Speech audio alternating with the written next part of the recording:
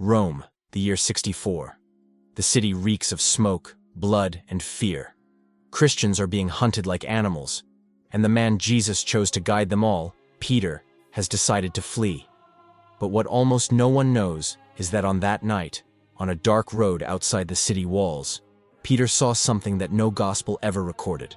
Something so impossible, so sacred, and so devastating that it changed the destiny of the faith forever. The oldest traditions, hidden in scrolls that time has almost erased, say that as Peter was escaping down the Appian Way, a figure appeared walking in the opposite direction. He was no common man. He was no Roman soldier.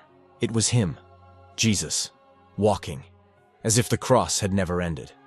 And Peter, trembling, fell to his knees and asked, "Domine, Quo Vadis? Lord, where are you going?" The answer is one of the most mysterious and dreaded phrases in all of Christian history. A phrase that isn't in the Bible, that is rarely preached, and that few have the courage to hear. I am going to Rome, to be crucified again. If this story has reached you today, perhaps it is no coincidence. Stay, because what you are about to hear is one of the most hidden revelations of ancient Christianity. A story the world tried to forget, but one that still burns in the silence of those who dared to remember it. Rome was preparing to sleep, but no one was truly sleeping. The year was 64, and a strange fire seemed to burn even in the corners where there were no visible flames. The streets were filled with rumors, whispers of disappearances, of torture, of names marked on lists that changed every night. The elders said the city had carried a different scent for weeks, a smell of anguish, of foreboding. As if something profound, something the human eye could not see, was moving beneath the ancient stones and Roman arches. In that climate of almost supernatural tension, Peter walked with his head bowed, covered by a rough cloak that failed to hide his fear. He was a large, strong man, but that night, even his shoulders seemed hunched under an invisible weight.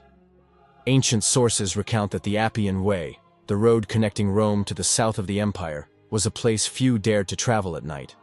Soldiers spoke of shadows moving on their own, travelers hearing footsteps behind them when no one else was on the road, and a silence so perfect it seemed to be watching. Yet, it was precisely down that road that Peter decided to flee. To flee Nero's fury. To flee the death he knew awaited him. To flee, perhaps, from himself. As he walked past the gravestones and mausoleums that lined the first part of the Appian Way, every sound became a reminder of his decision. The wind hitting the stones, the crunch of a dry branch, the distant echo of cartwheels that never seemed to arrive. Everything felt like a warning, or a question. Because, although no one had said it aloud, Peter knew that bearing the leadership of the first Christian community was a deeper burden than any Roman chain. He, who had denied Jesus 3 times, now found himself face to face with fear once again. The fear of failing again. The fear of dying. The fear that in the end, he was not worthy enough. With every step, the memories of his life with Jesus returned in flashes. The Sea of Galilee, the healings, the transfiguration, the silence of the empty tomb, and the look the Master gave him when he forgave him. But that night, the look Peter recalled brought no comfort. It brought a calling he was trying to ignore. And as the road grew darker and the moon hid behind thick clouds, something in the air changed. It was not a sound. It was not a light. It was a presence. A deep, almost physical sensation, as if time itself were holding its breath. The Christians of that era, the traditions say, believed that in certain places, heaven and earth brushed against each other. That martyrs, angels, and even Jesus himself could appear where suffering and faith met. And that stretch of the Appian Way, silent and deserted, was one of those places. Peter did not know it yet, but he was seconds away from seeing something that no scripture had recorded, and that would change the destiny of the church forever. Before we delve into the encounter that changed Peter's destiny, there is something we must understand. This story does not appear in the Gospels. It is not in Matthew, nor in Mark, nor in Luke, and not in John either. And yet, the oldest Christians knew it, repeated it, mourned it, and kept it as a treasure that seemed too sacred or too dangerous to become public teaching. To answer why, we must turn to the oldest sources, not the ones read in churches, but those that survived as secret echoes of the first century, hidden in manuscripts that few modern eyes have seen. The first of these is a 2nd century text called the Acta Petri, or the Acts of Peter. It is not part of the Bible, but it is considered one of the earliest testimonies about his life after the Ascension. There, we find the complete account of the Quo Vadis, including the exact dialogue that shook Peter and made him return to Rome, knowing he was going to die. But what is important about the Acta Petri is not just what it says, but what it represents. It is a document born in times of persecution, when writing certain things could cost one's life. The Christians of that era could not openly transmit everything they knew or remembered about the apostles. Many stories were whispered from generation to generation, kept in small circles, protected by fear and by faith. And this one, in particular, was a story that mixed guilt, miracle, spiritual confrontation, and a deep mystery. Jesus appearing after the resurrection on a solitary road, outside the Gospels, with a disturbing phrase, "I am going to Rome to be crucified again." It was too powerful to vanish, but too disconcerting to be proclaimed aloud. Eusebius of Caesarea, the great historian of the 4th century, speaks of Peter's death in detail, and confirms that his inverted crucifixion was an ancient tradition. Jerome, in the same era, mentions even older sources that recorded his flight and return to Rome. And Origen, in the 3rd century, also confirms the manner of his martyrdom.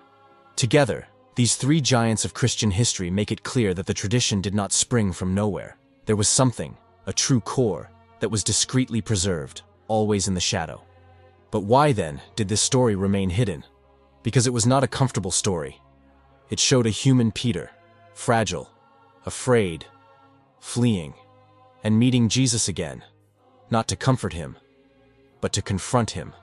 It showed a Christ who still moved mysteriously after the Ascension, appearing where no one expected him, speaking words that no scribe dared to fully interpret. It showed a calling so profound that it could shake anyone who wasn't prepared to hear it. And so, this story remained alive, if only in the margins, in the underground, in the manuscripts that almost no one reads, in the traditions that survive beside the fire, on the lips of pilgrims who visit the small church built exactly where Peter would have seen the Master on the Appian Way, the Domine Quo Vadis chapel. That is why you almost never heard this full story. Not because it was rejected, but because it was guarded, protected, transmitted with care, like something that should only be said when the heart is ready to listen. And today, the story reaches you. Peter kept walking, but every step he took in the darkness of the Appian Way was not taking him away from Rome. It was bringing him closer to a struggle that had been hidden inside him for years. Because the truth is, Peter was not just fleeing Nero. He was fleeing something much deeper, the fear of failing again. Since his denial in the high priest's courtyard, he had lived with a silent wound. Jesus had forgiven him, yes. But Peter never quite finished forgiving himself. Every time danger approached, that old shadow returned. And that night, with the echo of the persecutions reverberating behind him, the shadow was heavier than ever. Ancient accounts say that Peter seemed to talk to himself as he walked, as if arguing internally. Sometimes he muttered broken prayers. Other times he suddenly fell silent, as if a thought pierced his chest. There was something in the air, an invisible pressure that made breathing difficult. The wind had stopped. The stars seemed more distant. And the silence, that thick silence that cannot be heard in any city in the world, surrounded him like a veil. On the sides of the road, the Roman mausoleums rose like sleeping giants. Their shadows stretched across the stones, and at times, Peter thought he saw movements he couldn't explain. Shadows that did not follow the rhythm of his walking. Shadows that seemed to be watching him. But it wasn't just the external fear. It was what burned inside. Because every time he closed his eyes, Peter saw three images. The look of Jesus when he called him rock. The look of Jesus when he found him on the shore after the resurrection.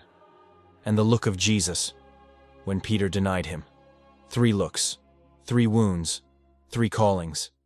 And that night, on that ancient road, all three returned at once. Peter clenched his fists. He knew what was expected of him. He knew his responsibility. But the human heart is more complex than any mandate, and his was divided between duty and the instinct to survive. As he moved forward, something began to change in his surroundings. It was not a sound, nor a light. It was a kind of absence, as if the world had stepped back, as if, for a brief instant, the earth, time, and sky had stopped moving. The early Christians believed that, in moments of great suffering, God could draw near in a different way. Not always with fire, not always with a voice, sometimes simply with presence. A presence that is felt before it is seen. And Peter felt it. He sensed he was not alone, but he did not know if that presence came as comfort or as judgment. His heart began to beat faster. The air seemed denser. His steps became slow, almost heavy. The cloak he wore began to move without wind. And then, suddenly, a thought pierced him like a spear. What if I am fleeing the exact place where I ought to be? The doubt stopped him. For a moment, he thought he should return. But the other side of him, the human, wounded, tired side, insisted on going forward. It was this internal duel, this silent combat, that opened the door to the most mysterious moment of his life. Because when the soul is divided, that is when heaven draws nearest. Peter did not know it, but he was seconds away from encountering someone he had not seen like this since the morning of the resurrection. And the Appian Way, a witness to so much human blood and suffering, was about to become the stage for one of the most profound encounters in all of Christian history. Peter had left the last remnants of the Roman tombs behind when it happened. There was no sound, no flash, no abrupt miracle like those he had seen before. The first thing he noticed was that the silence had changed. It was as if the world was holding its breath, as if every stone on the road was watching him, as if the night was waiting for something he did not yet understand. Peter stopped. He did not know why, but something inside him, something ancient, something he had felt only once, years ago on a mountain, forced him to look up. At first, he saw nothing. Only the empty road, the dark sky, and a line of pale light that the moon cast upon the worn stones. But then, at the end of the road, amidst shadows that moved as if breathing, a figure began to take shape. It was impossible to make out the face. It was impossible to know if he was walking, or if he had simply been there, waiting for him all along. The only clear thing was that he was not coming from Rome. He was coming from the other direction, from the path that no one had traveled that night. The figure advanced with a slow, firm, silent step.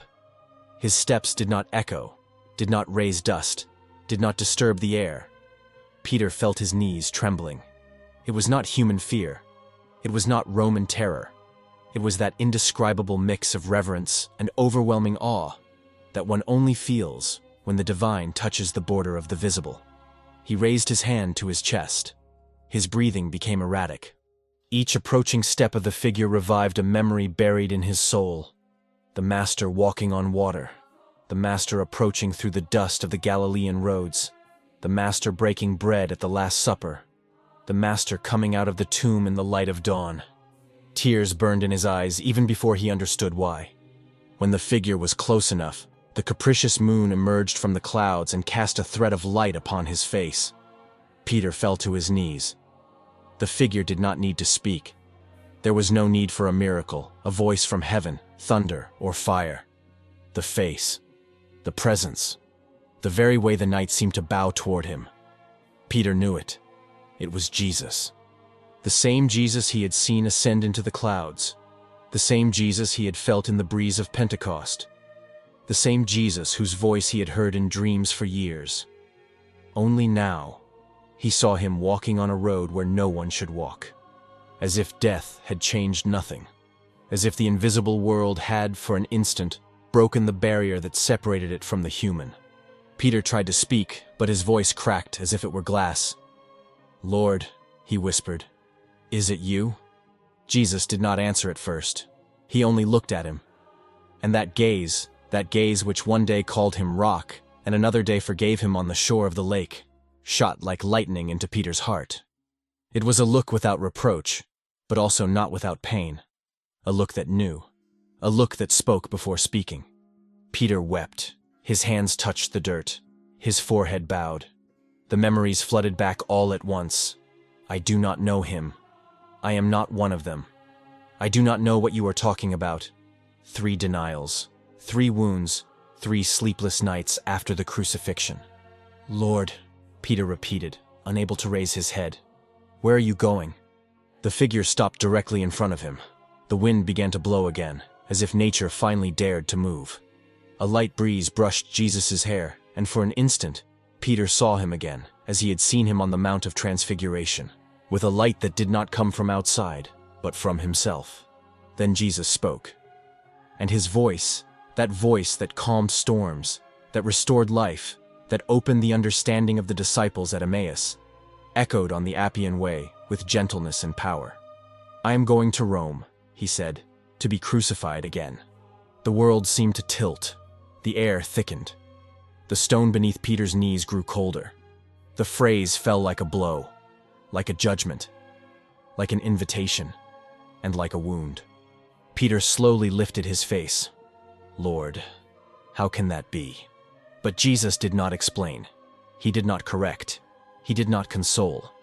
He only let the phrase sink into Peter's soul until it touched the part he had always avoided looking at, the part where his mission and his cross were the same thing.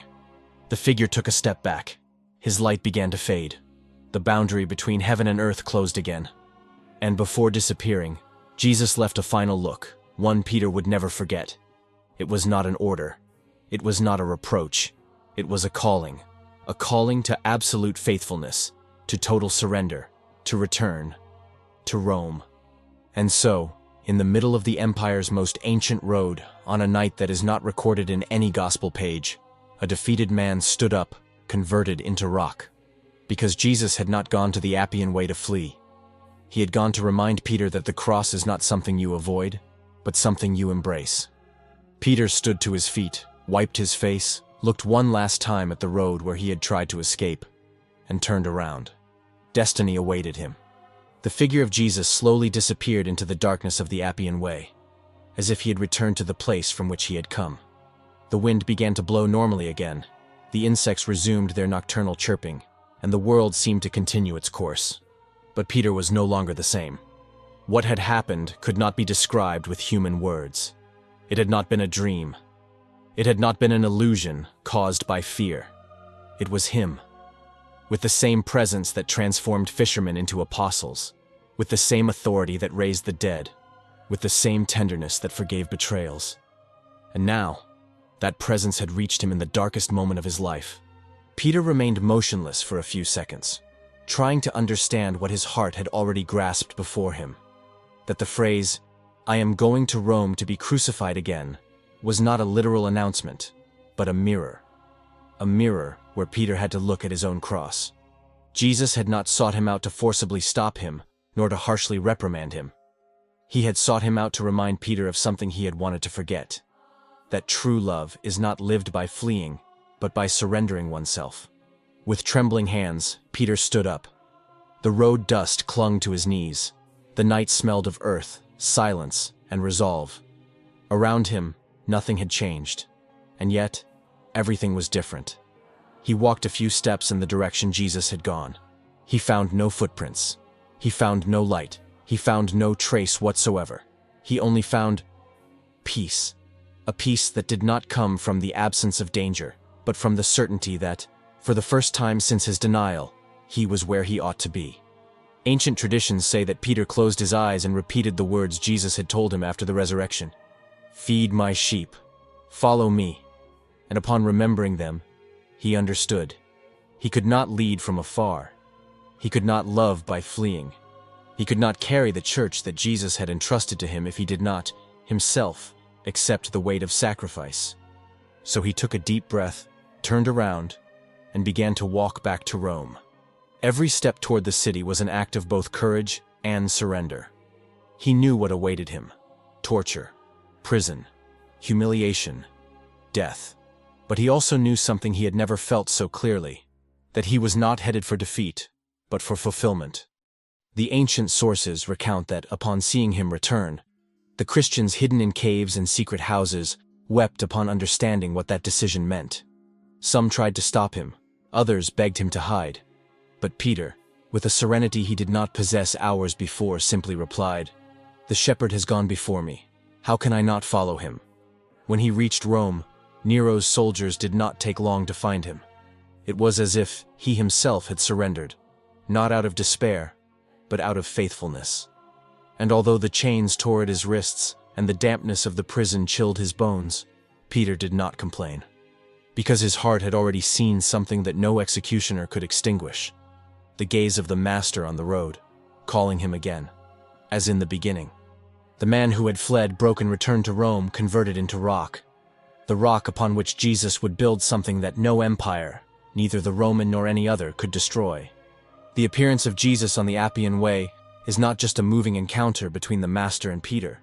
For those who have studied this account for centuries, this scene is a spiritual treasure full of symbols and meanings that do not appear in any gospel, but which survived as a profound truth passed down from generation to generation. When Jesus said, "I am going to Rome to be crucified again," he was not uttering a simple phrase. He was leaving a key, a door, a calling. Some early Christians believed that, in those words, Jesus was reminding Peter that the mission could not be abandoned. It was not that Christ was going to literally die again, but that the presence of Jesus would live on in Peter, in his testimony, in his surrender, in his decision not to flee. In this reading, Jesus was saying, "If you will not go, I will go," because someone must bring the light where darkness governs. Other ancients saw the phrase as a more intimate touch, an invitation for Peter to confront a truth he had always avoided.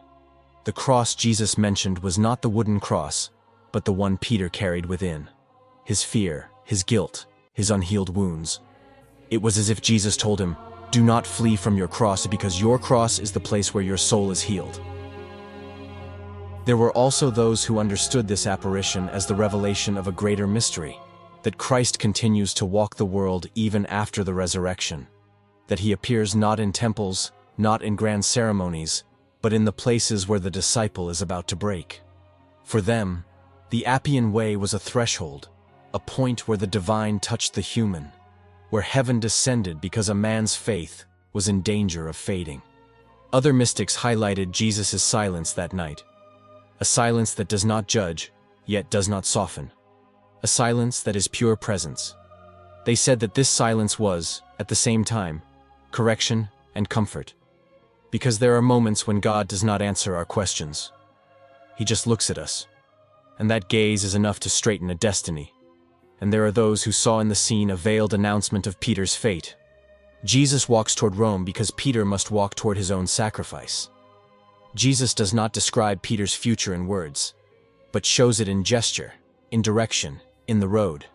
The vision, then, was a prophecy without details, an invitation to embrace the inevitable with courage. Each of these interpretations grew over the centuries, and all together they form a deep mirror where every believer can find something distinct: guilt, mission, faithfulness, transformation, destiny. Everything is in that brief scene that almost no one knows. And here, as a channel dedicated to the hidden stories of the apostles, we also want to share our own reading. For us, the power of this event lies in the fact that Peter did not see a miracle to escape. He saw a miracle to stay. He saw Jesus not to receive power, but to receive courage. He saw the Master not to relieve his pain, but to remember who he truly was. We believe this story reveals something that is rarely said, that the deepest battles of faith do not happen in front of crowds, but on solitary roads where the soul trembles. That sometimes Christ appears not to open a door, but to close an escape route, and that the phrase, "I am going to Rome to be crucified again," is, in essence, an invitation to each of us to stop running and return to the place where we ought to be. Because we all have an Appian Way in life.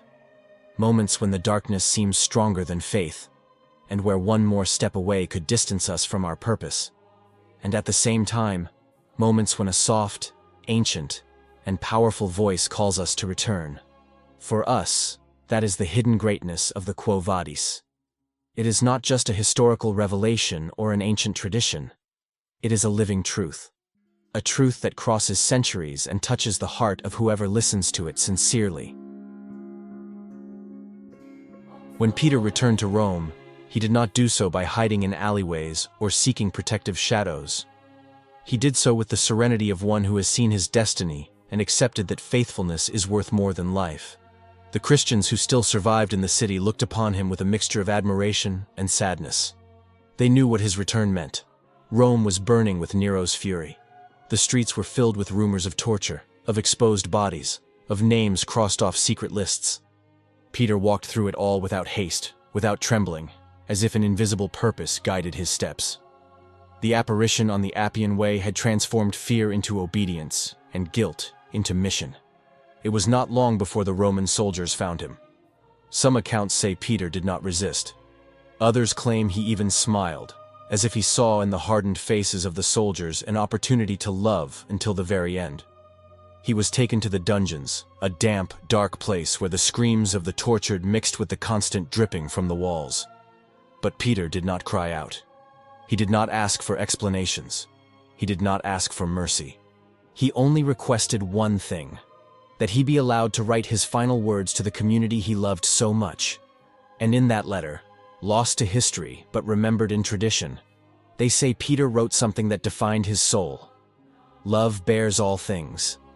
When he was finally led to the place of his execution, the sun was high and the Roman breeze carried the scent of hot marble. The crowd gathered, as they always did, when an important condemned man was put on display. The executioners prepared the cross. A simple, rough cross, without the tragic elegance that art would give it centuries later. It was then that Peter made his last request, one that perplexed even the soldiers. He asked to be crucified upside down, not out of pride, not out of defiance, but out of humility. He felt, in the deepest part of his soul, that he was not worthy to die like his master, that the price Jesus had paid could not be imitated by a man who had denied him 3 times. And so, the cross was inverted, not to humiliate him, but to elevate the spiritual meaning of his sacrifice. As he was being bound to the wood, he did not cry out. He did not plead. He only opened his eyes and looked at the sky one last time. Tradition says that, in those seconds, he remembered Jesus' face on the Appian Way. The gaze that does not judge, that does not demand, that only calls. And in that calling, Peter found peace.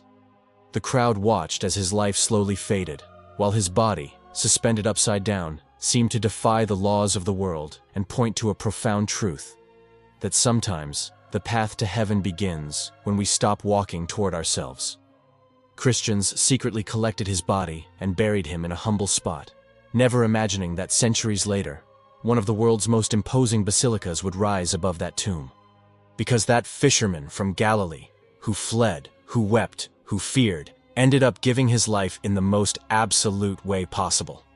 The inverted cross was not a defeat, it was his coronation. An eternal symbol that greatness in the kingdom of God is not found in ascending, but in descending with love. When one contemplates the life of Peter, one does not see the story of a perfect hero. One sees the story of a man who fell, who fled, who doubted, and who even so found the strength in Jesus to rise again every time. On the Appian Way, Peter did not see a miracle made to impress. He saw a calling made to transform. A calling that did not resonate in the crowds, but in the quietest place of the soul. And perhaps that is why this story remained hidden for centuries. Because only those who search deeply are ready to hear it. Peter did not return to Rome out of human bravery. He returned because he understood that faithfulness is not measured by what we do in times of peace, but by what we decide when fear whispers that it is better to turn back. He chose to walk toward his cross. Not because he wished for death, but because he loved beyond himself. And perhaps therein lies the lesson that touches us today. We all have a dark path, a difficult decision, an Appian Way where we feel alone. And yet, it is there where the Master's voice can appear, gentle, firm, unexpected, saying the same thing he once said to Peter: "Follow me." If this story awakened something within you, if you felt that a part of your soul responded to the call that crossed centuries to reach you today, then don't let it fade here. On this channel, we want to continue unearthing the hidden truths, the stories that time tried to erase, the accounts that show the apostles were real human beings, with doubts, tears, and miracles on their paths. If this type of content touches your heart, I invite you, with respect and gratitude, to subscribe and leave your like. Not to fill numbers, but so that these stories continue to find those who need to hear them. Because there are stories that are not repeated in temples, nor learned in books, but they remain alive in the silent memory of faith. Thank you for walking the Appian Way with us. Thank you for listening to what almost no one tells. And remember, some stories don't end when the screen turns off. They keep walking with you.